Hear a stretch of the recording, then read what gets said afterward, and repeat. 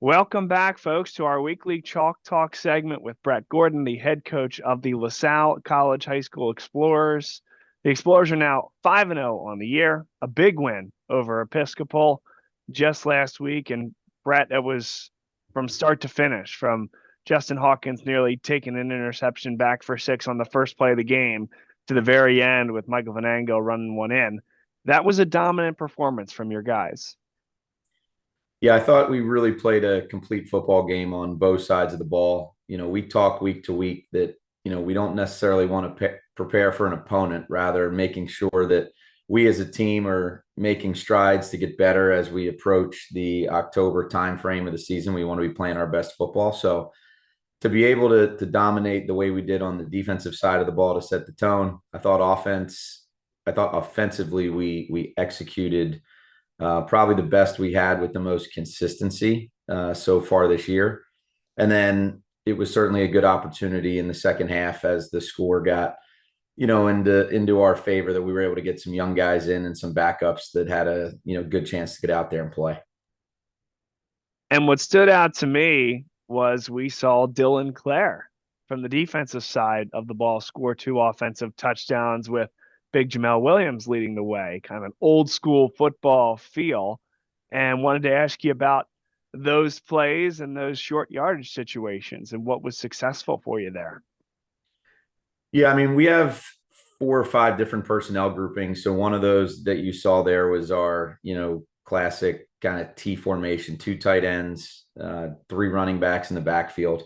And then we just try to get our best personnel as far as, physicality at the point of attack and making sure that, depending on how the defensive lines, we have an option in either direction. So I think it was good to see. It's always fun to get some guys on the offensive side of the ball that don't typically get to handle the football a whole lot. So I was very excited, for Dylan the other night. Jack Luthi had his first score of the season, I guess, a few weeks prior down at, I think it was Calvert Hall. So to see, the group get out there, they have a lot of fun with it. Was certainly happy for Dylan to see him get 2 scores the other night. Luthy's first offensive score, of course, because Correct. he also had a pick six against Malvern Prep, which was a huge swing in that game. Absolutely. Yeah, that was yeah, Jack had a lot of fun with it as well. We spend probably 5 to 10 minutes a week just on that personnel group. And every time I call it, there's a lot of excitement generated from the team when those guys take the field. Let's go off script now and talk about your quarterback, Gavin Sidwar. A play that really stood out to me was when the pocket did break down a little bit, but he had a little bit of area to step up into the pocket, threw a great ball downfield, 40, 50 yards ish in the air to a running back, Josh Simmons. Another play that was breaking the game open. Wondering if you could tell us about Gavin Sidwar, certainly not just the arm talent, but the improvement in many elements of throwing the football and playing the position of quarterback. Yeah, I mean, we all know about his physical gifts, about his ability to throw. He's been blessed with great size. I think his accuracy is very underrated. And I also think to some extent his athleticism is very underrated. He does a really good job maneuvering the pocket. To your point the other night, I think it was the only time all night there was any type of pressure on him. He did a great job stepping up. But when he moves around in the pocket, he moves around to throw the ball, not necessarily to run. So his ability to maneuver the pocket but keep his eyes downfield, allows for big plays to develop. And I think what you saw there the other night was a classic example of that. If you want to look at his overall maturity at the quarterback position, not just throwing the ball, I mean, my proudest moment for him was 2 weeks ago at Haverford. We had a down and distance situation. He actually got us out of a pass play into a run play, which was our long rushing touchdown. I think it was in the third quarter. It was Dez's 18 or 20-yard touchdown run. That was Gavin getting us out of a pass play and into a run play based on the front that we saw. So to me, that was a very exciting moment for me as his coach, that tells me that his development, he's making tremendous strides in the mental approach of playing the position. That's terrific. So now we've talked about the fact that the program does not have a bye week.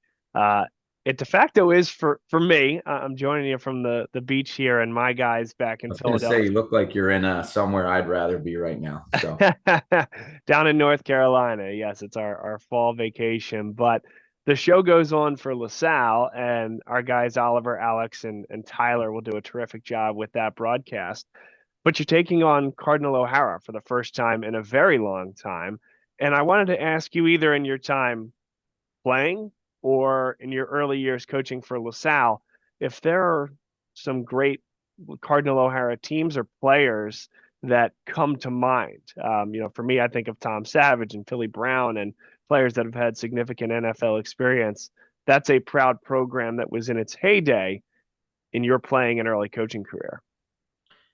yeah, when I first got back to LaSalle as a coach in the 2005 2006 timeframe, O'Hara was a very strong force in the Catholic League and having a ton of success. Coach Algio had gotten there and was starting to build that program back up. They have a very rich tradition there, and they were always a handful when we had to go up against them for which was almost every year it seemed like for about a 7 or 8 year time frame until the leagues then kind of changed again and classifications changed. So, yeah, you mentioned two guys there. John Dempsey was another great player for them who ended up playing at Villanova as well.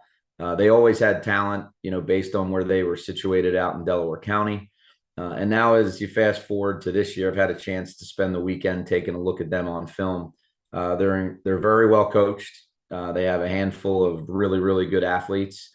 They are pretty multiple on both offense and defense. So yet another challenge for us coming up this week, and a team that the kids and both the players and the coaches need to be prepared for.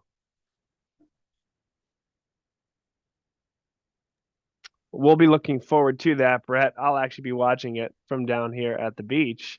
And here we go, Philadelphia Catholic League play. Best of luck, and thanks for taking the time to do this. Awesome. Thanks, Bob. See you next week.